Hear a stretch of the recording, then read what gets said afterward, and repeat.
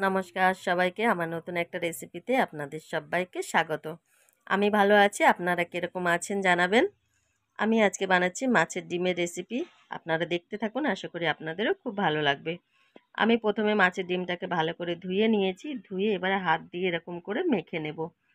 এরকম করে হাত দিয়ে মেখে নিলে মাছের ডিমগুলো কিন্তু একটার সঙ্গে একটা লেগে থাকবে না।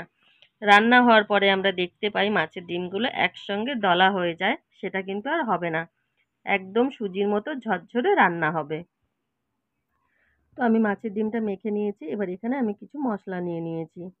হলুদ গুঁড়ো, লঙ্কা গুঁড়ো, ধনে গুঁড়ো, জিরে গুঁড়ো, আদা রসুন বাটা, টমেটো কুচি, পেঁয়াজ কুচি।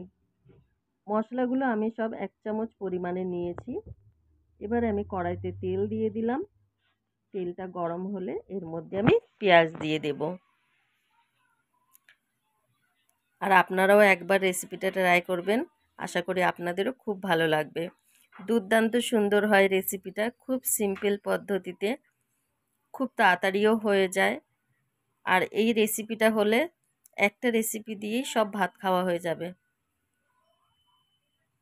অল্প পরিমাণে একটু নুন দিয়ে দিলাম। পেঁয়াজটা আমি বেশি ভাজা করব না, হালকা করে একটু ভেজে নেব।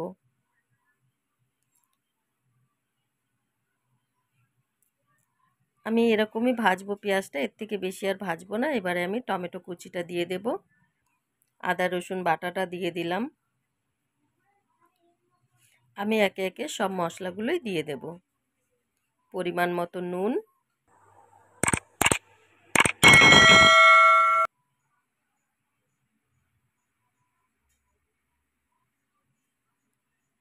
এবারে আমি সব মশলাগুলো দিয়ে দেব।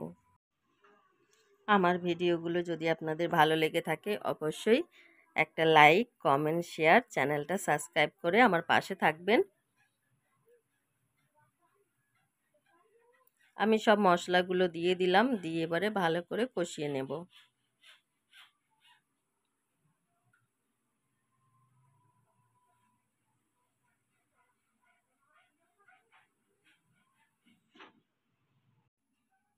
আর আমার নতুন পুরনো সকল বন্ধুদেরকে জানাই অনেক অনেক ভালোবাসা, এইভাবে আমার পাশে থেকে আমাকে সাপোর্ট করার জন্য।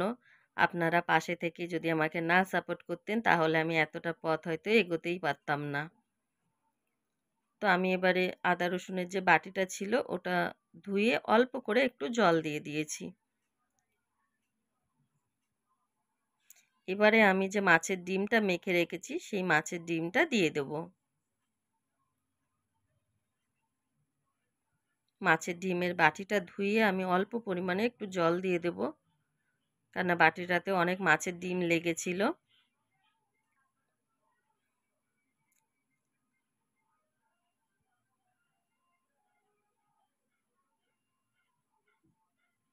এবারে আমি ভালো করে নাড়াচাড়া করে নেব।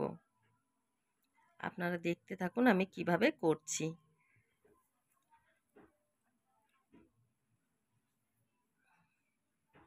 গ্যাসের ফ্লেমটা কিন্তু একদম হাই আছে। এরকম করে নাড়াচাড়া করতে করতে দেখবেন পুরো একদম শুকিয়ে আসবে। এটাকে ভালো করে কষিয়ে নিতে হবে, কেননা মাছের ডিমের কিন্তু একটা আষ্টে গন্ধ থাকে। এরকম করে কষিয়ে নিলে ওই আষ্টে গন্ধটা কিন্তু আর থাকবে না, আর মশলার যে কাঁচা গন্ধ সেগুলোও চলে যাবে।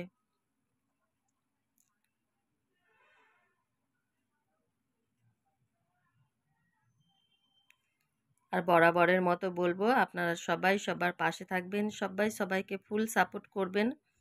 আমিও আপনাদের পাশে আছি, থাকবো। আপনারা কি ধরনের রেসিপি দেখতে চান আমাকে অবশ্যই জানাবেন।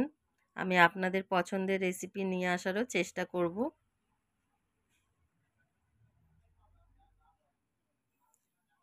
একটু সময় নিয়ে এরকম করে ভালো করে নাড়াচাড়া করে একদম শুকনো শুকনো করে নিতে হবে।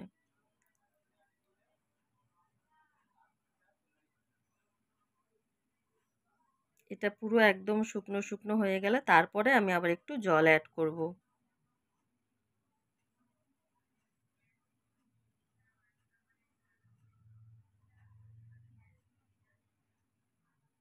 আর প্লিজ ভিডিওটা কেউ স্কিপ করে দেখবেন না, শুধু আমার বলে নয় কারোরই।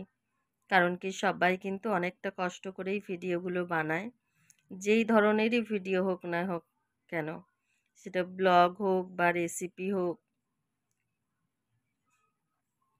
যারা ভিডিও বানায় শুধু তারাই জানে যে একটা ভিডিওর পিছনে কতটা কষ্ট করতে হয়। এবারে আমি পরিমাণ মতো একটু জল দিয়ে দিলাম। আমি এই রেসিপিটা বেশি ঝোল হবে না, আমি একটু মাখা মাখা করব এটা, তার জন্য আমি অল্প পরিমাণেই জল দিয়েছি।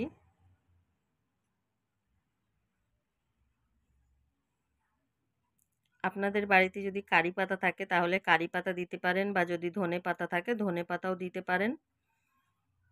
আমি ধনে পাতা এখানে অ্যাড করিনি, আমি কারি পাতা অ্যাড করেছি।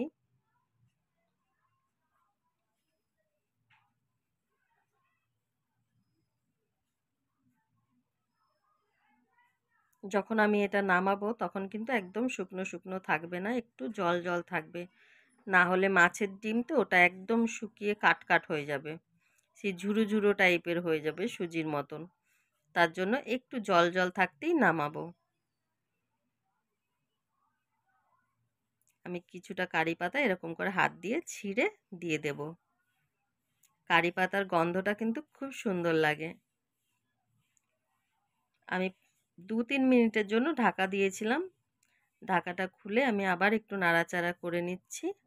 আমি আর কিন্তু ঢাকা দেব না, আমার অলরেডি রেডি হয়ে গেছে।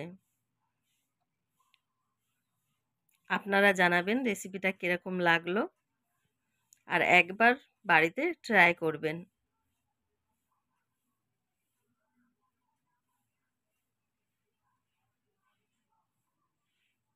কিছুটা কাসুরি মেথি আমি দিয়ে দেব।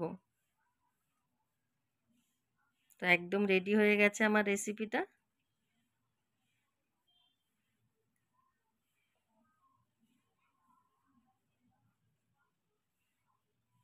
এইরকমই আমি নামিয়ে দেব, এর থেকে বেশি আর শুকনো করব না। এবারে আমি নামিয়ে নিচ্ছি। দেখুন কি দারুণ হয়েছে। আমি ওপর থেকে কিছুটা কারি পাতা গোটা দিয়ে দিয়েছি। এতক্ষণ আমার ভিডিওটা দেখার জন্য সকলকে অনেক অনেক ভালোবাসা।